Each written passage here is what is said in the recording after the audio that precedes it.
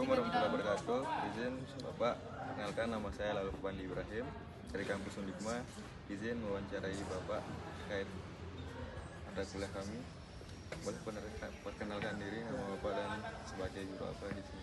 Ya, perkenalkan nama saya Darul gitu aja. Saya di sini memegang kelas 10 dan 11 tunarungu SMA. Kemudian juga memegang di kelas keterampilan membatik. Apa tantangan terbesar yang Bapak hadapi dalam mengajar siswa berkebutuhan khusus dan bagaimana Bapak mengatasinya? Kalau tantangan terbesarnya sih sebenarnya sih tidak ada tantangan yang terbesar ya, selama kita ikhlas dalam mengajar gitu.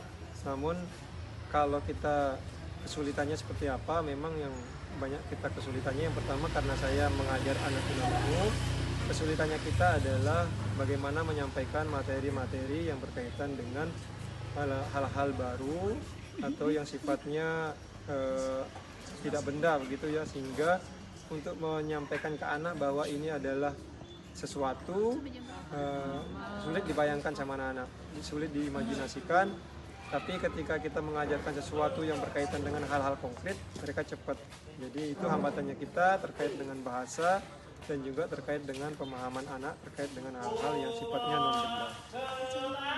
Selanjutnya, bagaimana Bapak bisa mengukur keberhasilan pendidikan di SMP? Kalau untuk mengukur tentunya yang pertama sih kita kan ada raport juga kan. Di sana ada raport pendidikan. Itu raport pendidikan berfungsi untuk bagaimana kita melihat perkembangan pendidikan yang khususnya di sekolah kita selama setahun. Itu kira-kira kelemahannya sekolah kita itu di apa gitu. Sehingga nanti kita bisa cek, kita bisa evaluasi untuk tindak lanjutnya di tahun berikutnya. Jadi kita lebih ke raport pendidikan. Tapi kalau dari segi kemampuan anak, kita bisa evaluasi melalui raport siswa ataupun melalui asesmen.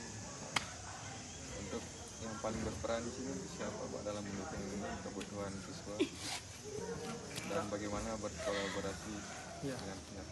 Kalau yang paling berperan sih semua punya peran masing-masing. Kita tidak bisa mengatakan siapa yang paling berperan karena semua aspek itu berperan dan juga punya fungsinya masing-masing.